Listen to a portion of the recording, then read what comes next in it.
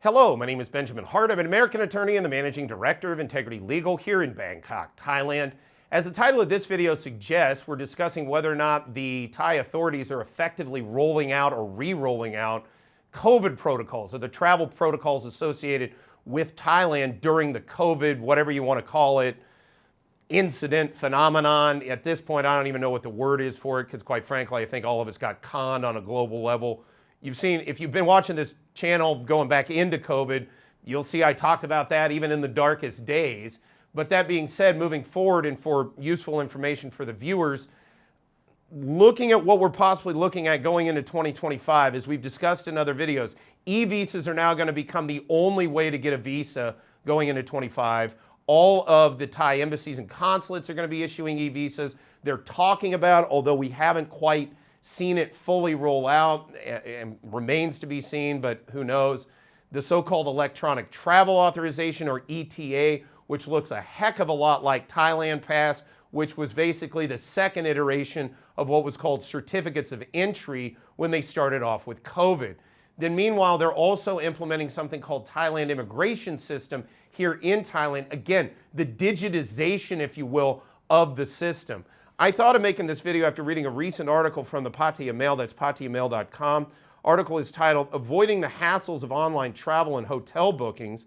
Quoting directly, Vicky's Travel, which can also help with entry requirements to most other countries, quote, we are finding some people are having trouble with e-visas or entry authorization procedures.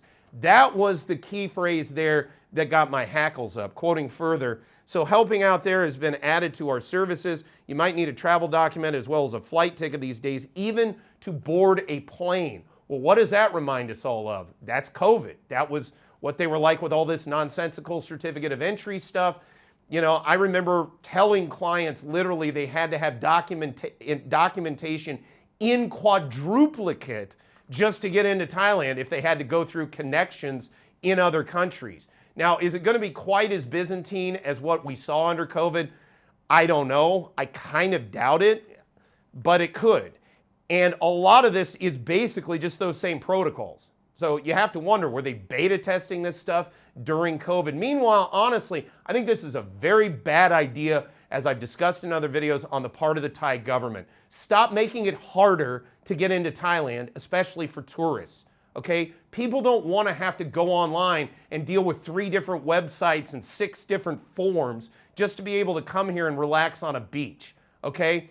I really think this could be an exercise in killing the golden goose, and I hope Thai immigration officials or those who have a mandate or immigration is within their bailiwick will see that, look, you know, this has the potential to really detrimentally impact our tourism sector, and I hope that they'll think about it accordingly, because as we've seen in other instances, as I've discussed in other videos, I've dealt with U.S. immigration for almost 20 years now, and as everything is digitized, it's only gotten worse. I've never seen anything get all that much better.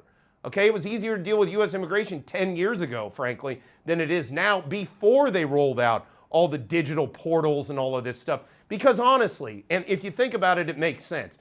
Government isn't great at doing things at the best of times. When you digitize and then force everyone to use their not so great system, it's going to lead to a lot of inefficiency, okay, at the end of the day. And I know government people don't like hearing that from time to time they're a bit inefficient, but it's a fact. And I'm just hoping that this does not have a tremendously negative impact on the tourism sector here in the Kingdom of Thailand.